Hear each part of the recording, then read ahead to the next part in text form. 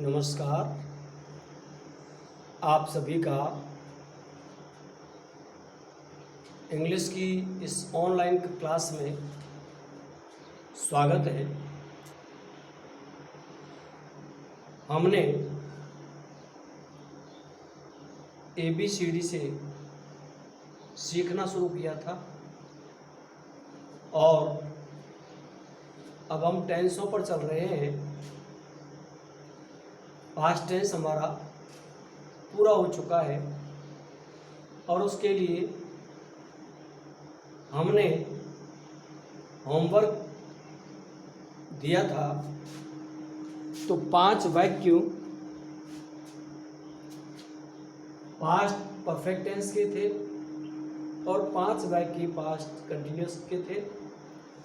पहले हम इस होमवर्क का सॉल्यूशन करेंगे और उसके बाद आगामी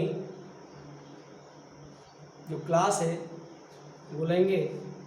तो उसमें पास्ट टेंस की सभी टेंसों का एक बार हम रिवीजन करेंगे, उनकी समरी पढ़ेंगे ताकि एक बार हमें फिर से वो सारी चीज़ें याद हों। तो आप देखिए, हमारा पहला वाक्य था, मैंने उसे पहले भी देखा था। मैंने उसे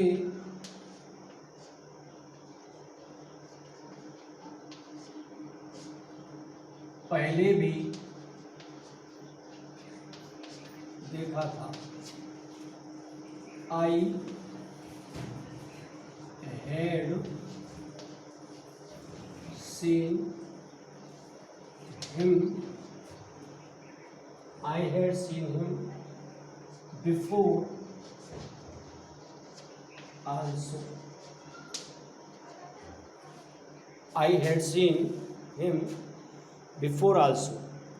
दूसरा वाक्य हमारा, उसने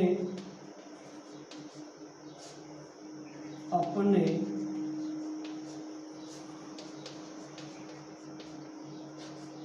पिताजी को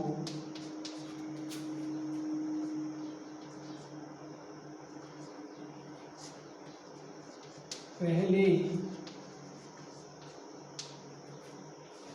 पत्र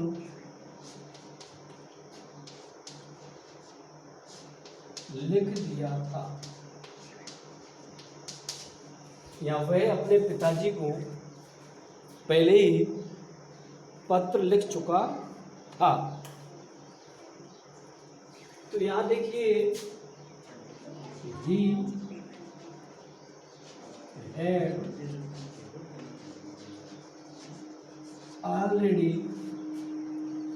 had already पहले, he had already written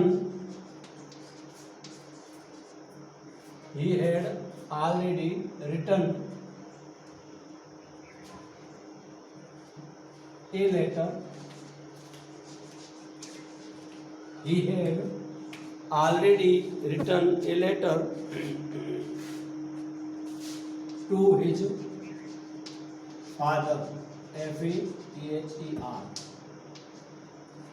He had already written a letter to his father.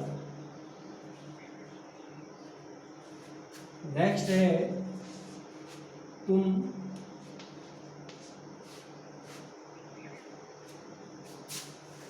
इससे पहले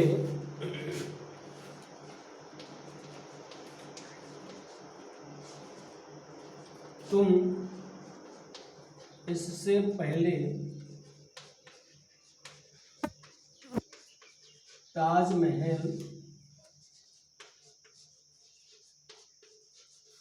देख चुके थे।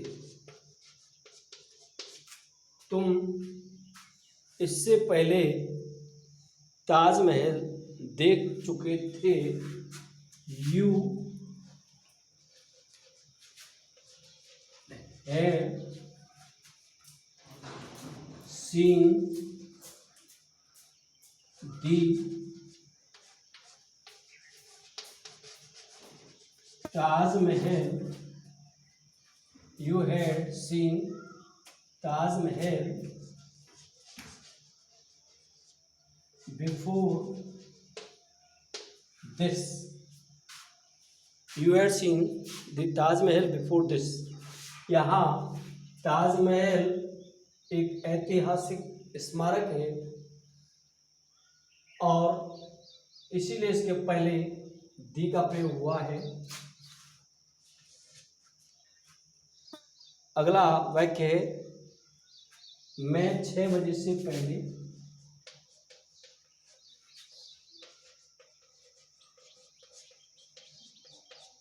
मैं 6 बजे से पहले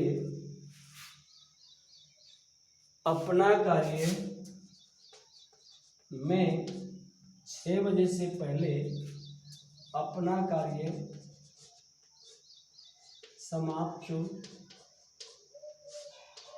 कर चुका था। मैं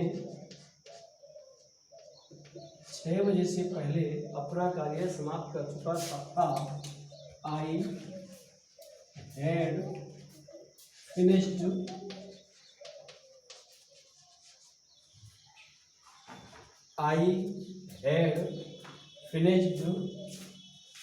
my work. I had finished my work before 6 o'clock. I had finished my work before 6 o'clock. और अगला जो वाक्य है हमारा 5वां, वो है, उसने मुझे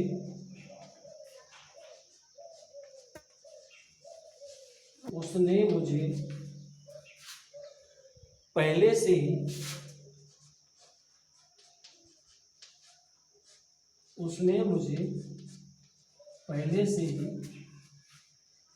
सूचित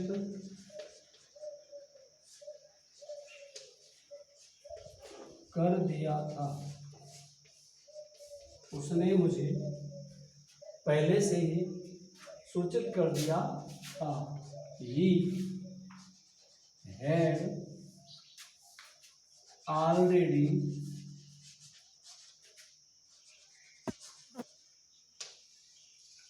informed me. He had already informed me. उसने मुझे पहले से ही सूचित कर दिया था। ये 5 वाक्य हमारे पास्ट परफेक्ट टेंस के थे, जिनका हम अंग्रेजी अनुवाद कर चुके हैं और आपने इनका मिलान भी कर लिया होगा। यदि किसी वाक्य की इंग्लिश ट्रांसलेशन गलत है तो आपने वो सही कर ली होगी। और अब हम प्रेजेंट परफेक्ट कंटिन्यूअस टेंस के जो 5 वाक्य हैं, तो कल आपको हमें दिए थे, उनकी ट्रांसलेट करेंगे।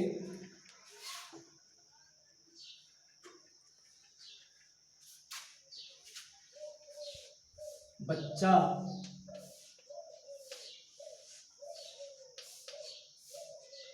बहुत देर से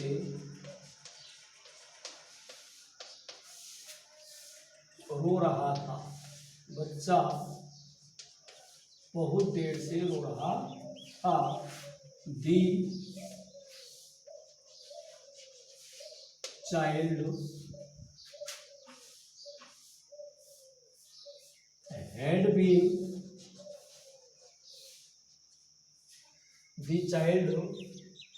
had been weeping for a long time.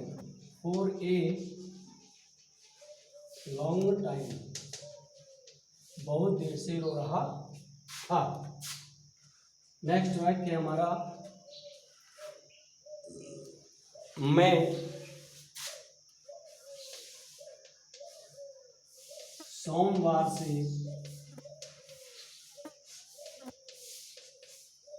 आपकी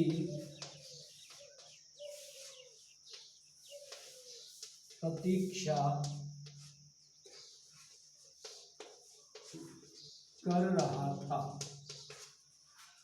मैं सोमवार से आपकी प्रतीक्षा कर रहा था, तो I had been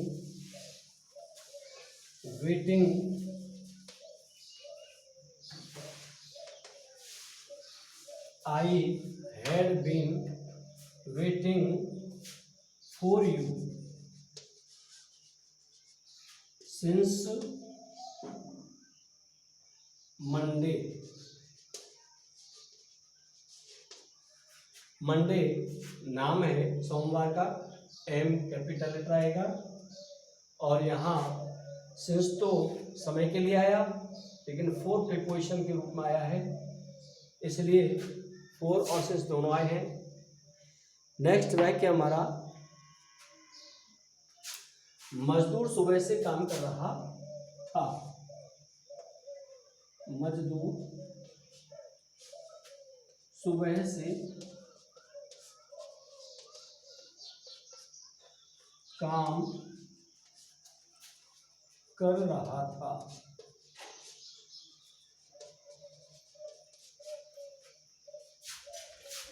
The laborer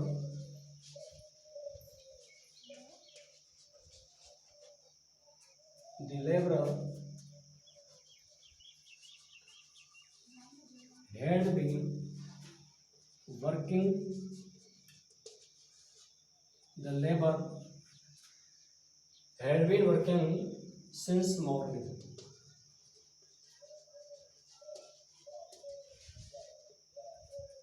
The labor had been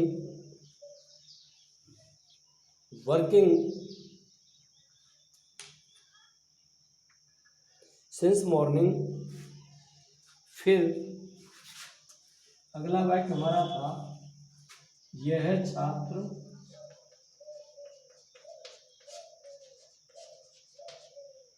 कई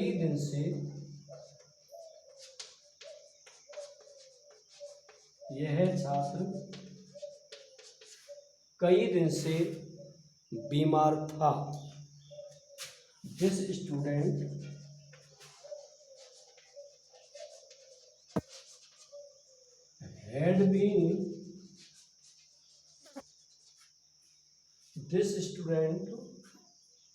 had been ill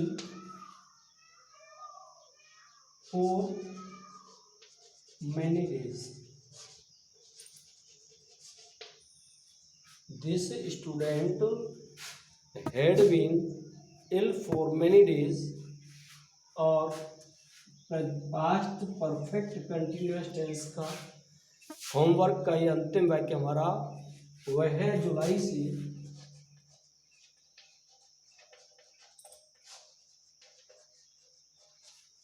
स्कूल जा रहा था।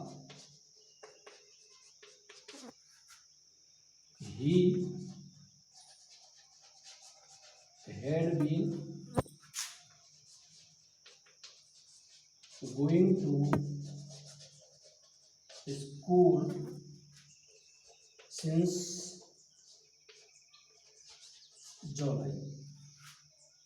इस प्रकार से ये 5 वाक्य हमारे पास्ट परफेक्ट कंटिन्यूअस के होमवर्क के थे। आप इन 5 वाक्यों की हिंदी से अंग्रेजी ट्रांसलेट कर चुके होंगे। अब हम एक बार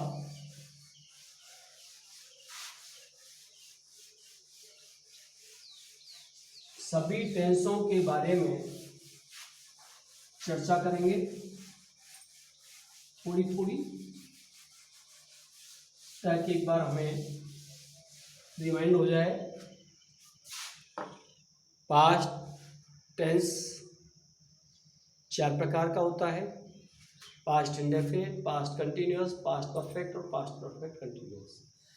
हमने पास्ट इंडेफिनिट में पढ़ा, इसकी पहचान के लिए था कि इसके हिंदी वाक्यों के अंदर अंत में तथा, तिथि, तिथि आदि आते हैं। उसके बाद past continuous tense. Past continuous में पहचान है कि इसके हिंदी वाक्यों के अंत में रहा था, रही थी, रहे थे आदि आते हैं। तथा इसकी जो सहायक क्रिया है वो है वास और वर, तथा मुख्य क्रिया की फर्स्ट फॉर्म में आईएनजी लगाया जाता है। इसके बाद पास्ट परफेक्ट टेंस है।